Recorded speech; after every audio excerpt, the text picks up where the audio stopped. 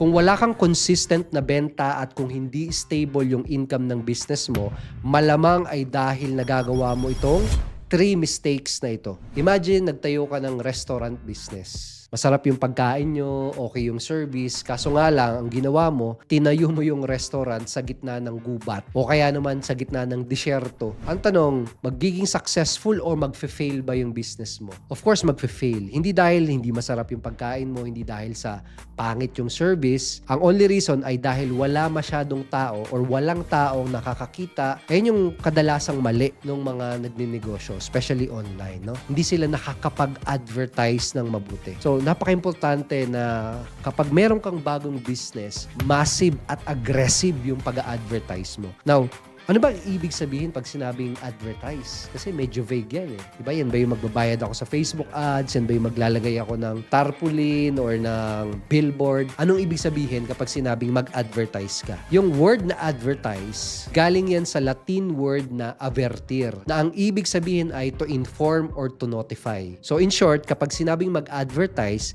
kailangan ipaalam at ipagsabi natin sa maraming tao yung negosyo o yung business na pinopromote natin. Ang problema nga lang, yung mga nagsisimula ng business, kahit ang ganda ng business nila, kahit ang ganda ng product nila, pero they fail na ipailam at ipagsabi sa maraming tao yung business at products nila. No? Pero take note din, no?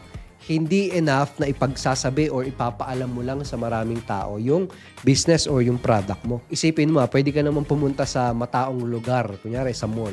Kausapin mo lahat ng tao doon. Sabihin mo, oy, may product akong binibenta, may business akong sinimulan, may business ako. Maraming nga tao makakaalam, no, na may business ka. Kaso nga lang, ang question, naging interesado ba sila? So ultimately, ang goal natin, ipapaalam natin sa maraming tao yung products and yung business natin para maraming tao yung maging interesado dun sa binibenta natin, dun sa business natin. Yung 3 mistakes ng mga business owners is number 1, hindi nila nasasabi or napapaalam sa maraming tao yung products or yung business na meron sila. Pangalawa, na-advertise nga nila, napopromote nga nila, kaso nga lang, hindi sila consistent. Minsan lang nila na-advertise o kaya naman mabilis silang humihinto. Pangatlo ay na-advertise nga nila, napapaalam nga nila sa maraming tao yung kanilang products and business, kaso nga lang, hindi nila nagagawang maging interesado yung mga tao. So ikaw, kung meron kang business at kung meron kang product na binibenta, ang question ko sa'yo, nagagawa mo ba siyang ipaalam sa maraming tao ng tuloy-tuloy